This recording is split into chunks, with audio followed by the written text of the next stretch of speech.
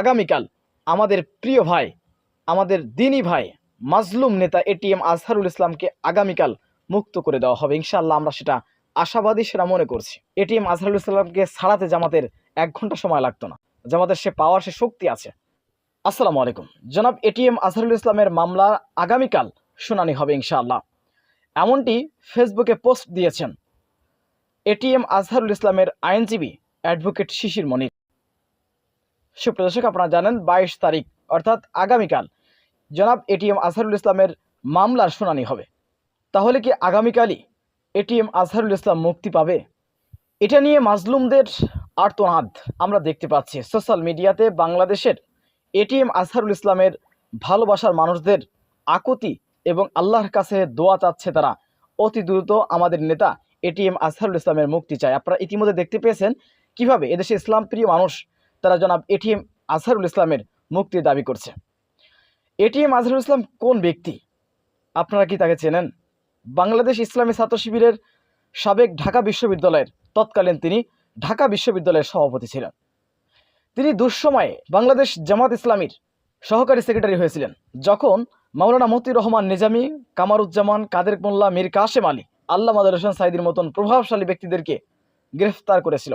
বাংলাদেশ জামাত ইসলামীর সহকারী সেক্রেটারি দায়িত্ব পালন করলেন তখন আওয়ামী লীগ সরকার, ফ্যাসিস্ট সরকার, খুনি হাসিনা এই এটিএম আজহারুল ইসলামের বিরুদ্ধে, তার বিরুদ্ধেও মিথ্যা মামলা দিল, যুদ্ধ অপরাধীর মামলা। জামাতের দায়িত্ব সেই সময় যারা নিয়েছিল তাদেরকে যুদ্ধ অপরাধীর মামলা দিয়ে নিঃশেষ করে দিয়েছিল, আপনারা জানেন।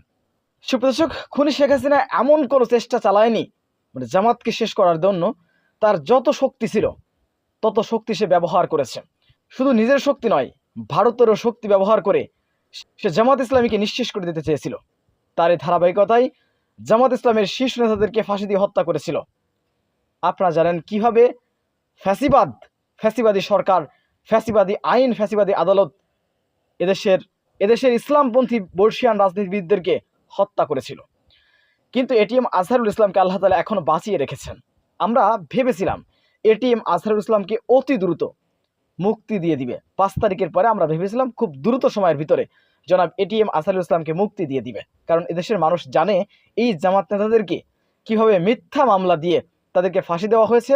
এখনো পর্যন্ত দীর্ঘ এই 13-14 বছর তাকে বন্দি করে রাখা হয়েছে। আমরা দেখতে পেয়েছি বাংলাদেশের সন্ত্রাসীরা বেরিয়ে গিয়েছে, বিভিন্ন বড় বড় দলের সন্ত্রাসী ক্যাডার যারা তাদের নিজেদের দলের সময় মানুষ হত্যা করে, মানুষ খুন করেছিল, তাদের নামে মামলা হয়েছে এবং তারা বিদেশে পালিয়েছিলেন দীর্ঘ সময়। তো সে সকল নেতাদেরকে মুক্ত করে দেওয়া হয়েছে। আপনারা সে বিষয়গুলো জানেন। জাকির খান তিনি একজন চিহ্নিত খুনি, তো সেই নেতাকেও পর্যন্ত মুক্তি দেওয়া হয়েছে। এমনকি বিএনপি সকল নেতাদেরকে মুক্ত করে দেওয়া হয়েছে। অথচ মাজলুম নেতা জনাব এটিএম আজহারুল ইসলাম একজন বয়স্ক মানুষ, তিনি হুইল চেয়ারে করে চলেন, তাকে এখনো পর্যন্ত মুক্তি দেওয়া হলো না। এটি আসলে আমরা লজ্জিত। জুলাই অভ্যুত্থানের সব থেকে বড় ভূমিকা রেখেছিল জামাত এবং শিবির। সেই জামাত ইসলামের শীর্ষ নেতা এবং ইসলামী ছাত্র শিবিরের সাবেক ঢাকা বিশ্ববিদ্যালয়ের সভাপতি এই এটিএম আজহারুল ইসলাম, তাকে এখনো পর্যন্ত মুক্তি দেয়নি এই সরকার। এর থেকে দুঃখের কথা, কষ্টের কথা আর হতে পারে না। তো আগামীকাল কি আসলে এটিএম আজহারুল ইসলাম মুক্তি পাবে, মুক্তি দেওয়া হবে? আমরা জোর দাবি জানাচ্ছি। আমরা দেখতে পাচ্ছি জামাত ইসলামের আইনজীবী অর্থাৎ অ্যাডভোকেট শিশির মনির, জনাব এটিএম আজহারুল ইসলামের আইনজীবী, তিনি বলেছেন অতি দ্রুত আমাদের আজহার ভাই মুক্ত হয়ে ফিরে আসবেন। এবং আরেকটা বিষয়, আপনারা জানেন যে বাংলাদেশ জামাত ইসলামের নিবন্ধন এখনো পর্যন্ত ফিরিয়ে দেওয়া হয়নি। বাংলাদেশের ইতিহাসে এমন কোনো অত্যাচার, জুলুম নেই যা জামাতের পরে করা হয়নি। বাংলাদেশ স্বাধীন হওয়ার পর সব থেকে বড় নির্যাতন করা হয়েছে জামাত শিবিরের পরে, জামাত ইসলামের পরে। সেই জামাত ইসলামীর নিবন্ধন এখনো পর্যন্ত 8 মাস পেরিয়ে গেল, এখনো পর্যন্ত নিবন্ধন ফিরিয়ে দেয়নি, প্রতীক ফিরিয়ে দেয়নি। এই বিষয়গুলো নিয়ে জামাতের তৃণমূল পর্যায় থেকে তারা কিন্তু খুব বাড়তেছে। আপনারা কিন্তু ইতিমধ্যে দেখেছেন যে এই নিয়ে আন্দোলন হয়েছে এটিএম আজহারুল ইসলামের মুক্তির জন্য। এরপর বাংলাদেশ জামাত ইসলামের নিবন্ধন নিয়ে আপনারা দেখেছেন আন্দোলন হয়েছে। প্রধান উপদেষ্টার বাসভবন ঘেরাওয়ার হুঁশিয়ারি দিয়েছিল এবং বাংলাদেশ জামাত ইসলামের আমির ডাক্তার শফিকুর রহমান তাকে তিনি স্বেচ্ছায় গ্রেপ্তার হতে চেয়েছিলেন। আপনারা জানেন এই কর্মসূচি ডাক দিয়েছিল জামাত। তখনই বাংলাদেশের প্রধান উপদেষ্টা ডক্টর মোহাম্মদ ইউনূস আমিরে জামাত ডাক্তার শফিকুর রহমানকে ডেকে নিয়ে তিনি আমিরে জামাত ডাক্তার শফিকুর রহমানকে বলেছিলেন যে আমি বিষয়গুলো দেখতেছি, অতি দ্রুত এগুলো সলভ হয়ে যাবে, এমনই কিন্তু ইশারা ইঙ্গিত কিন্তু তিনি দিয়েছিলেন, যার কারণে জামাত ইসলাম তার আন্দোলন থেকে সরে এসেছিল এখনো পর্যন্ত। তাই আমরা মনে করছি আমাদের আশা, আমাদের আকাঙ্ক্ষা, আগামীকাল আমাদের প্রিয় ভাই, আমাদের দিনী ভাই, মাজলুম নেতা এটিএম আজহারুল ইসলামকে আগামীকাল মুক্ত করে দেওয়া হবে ইনশাআল্লাহ। আমরা সেটা আশাবাদী, সেটা মনে করছি।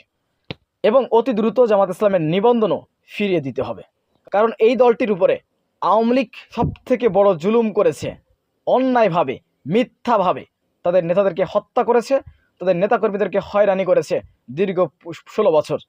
এই বিষয়গুলো দেশের মানুষ জানে, ভালো করেই এদেশের মানুষ সেগুলো বিশ্বাস করে।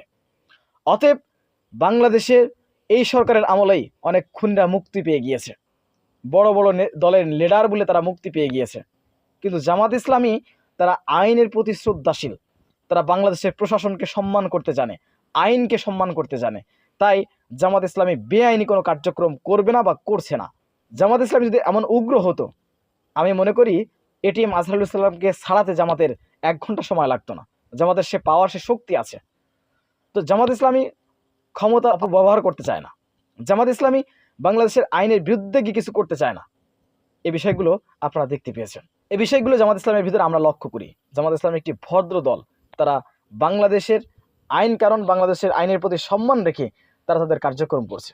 সুপ্রিয় দর্শক, আমাদের দাবি অতি দ্রুত যারা মাজলুম আছেন, এটিএম আজহারুল ইসলামের মতন যাদেরকে অন্যায়ভাবে খুনি শেখ হাসিনা প্রতিহিংসার কারণে, রাজনৈতিক প্রতিহিংসার কারণে যাদেরকে গ্রেফতার করেছে, তারা গ্রেফতার রয়েছেন, এখনও জেলে রয়েছেন, অতি দ্রুত তাদেরকে মুক্ত করে দিতে হবে। এই আশাবাদ ব্যক্ত করে আমার কথা আমি এখানে শেষ করছি। সুপ্রিয় দর্শক, বিষয়গুলো আপনারা কীভাবে দেখছেন এবং আপনারা এটিএম আজহারুল ইসলামের জন্য সবাই দোয়া করেন। আমরা সবাই দোয়া করি আমাদের দিনী ভাই এটিএম আজহারুল ইসলাম তিনি আমাদের মাঝে ফিরে আসুক। আপনারা জানেন তিনি জেলে থাকা অবস্থায় তার স্ত্রী ইন্তিকাল করেছেন, মানে দুঃখের শেষ নেই আসলে এই সকল মানুষের।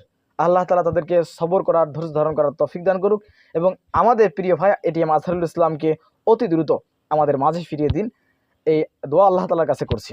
আসসালামু আলাইকুম রহমতুল্লাহি ওয়া বারাকাতুহু।